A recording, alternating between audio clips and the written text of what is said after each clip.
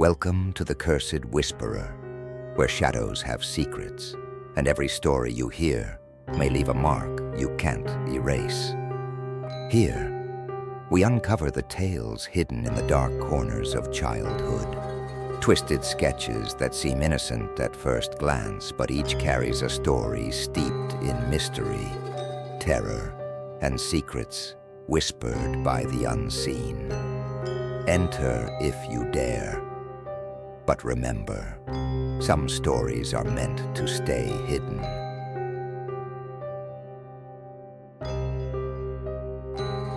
Emily has always been such a happy, creative little girl. She loved drawing flowers, animals, even little castles. Then one day, she started drawing this woman. I thought it was just a new phase, you know. Kids have imaginary friends. But there was something so unsettling about this one. Emily called her the Blue Lady. Every drawing made this figure look wrong. She had this wide, hollow smile that stretched across her face like a wound. When I asked Emily about it, she told me, in the calmest way, that the Blue Lady watches her sleep and says funny words. Emily said she couldn't remember the words in the morning, and I tried to brush it off as a child's imagination. But then she started looking at the corner of her room, as if the Blue Lady was really there, especially at night. I woke up once to hear Emily talking in her sleep. I went in, and she was just sitting up, staring into the dark corner of her room. She didn't even notice me at first. I looked at the wall and saw a blue handprint smeared like paint right where she was staring. The next morning, Emily didn't remember anything, but her drawing had changed. Now there were two figures, the Blue Lady and a little girl who looked like my daughter, with a blank, empty face. I threw those drawings away, but I don't know if it helped. Emily still stares at that corner, sometimes with a blank look in her eyes. I wish I could do something to help, but I don't even know what we're dealing with.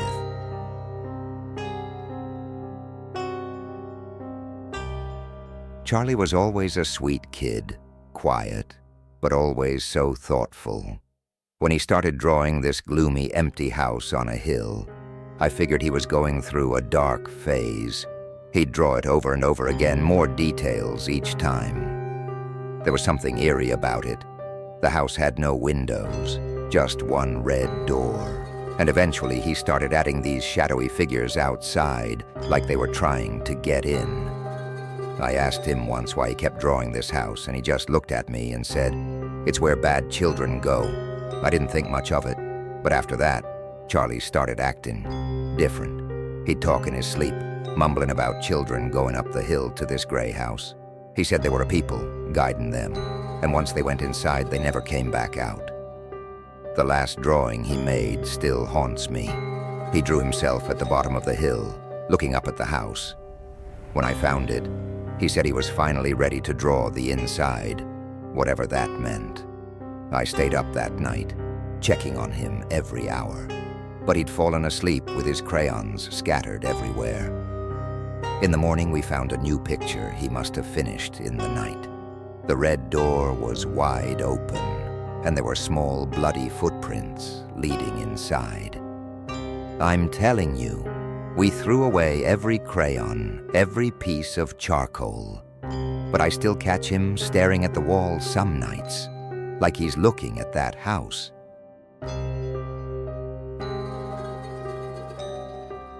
Danny's always been a quiet boy. He doesn't have many friends, and he spends a lot of time drawing. But the Smile Man, oh God, that man he started drawing, he looked like a nightmare.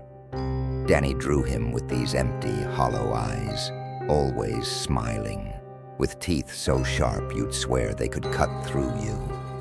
When I first saw the drawings, I was horrified, but I told myself it was probably from something he'd seen on TV. But Danny told me, calmly, that the Smile Man visits him at night.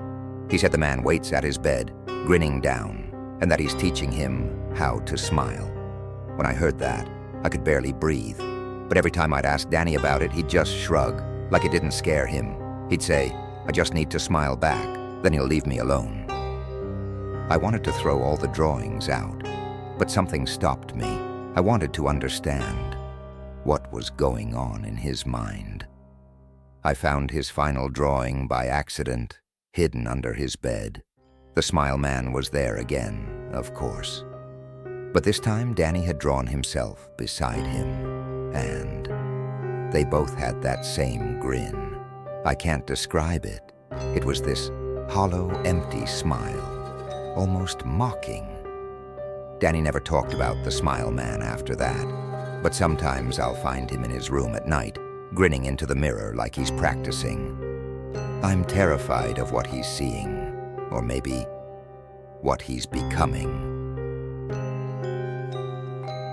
These parents shared their stories, but deep down, they all carry a fear no one can quite explain. They're haunted, not just by what their children drew, but by what those drawings might have unleashed. Because sometimes the things we create become real, and sometimes they never leave.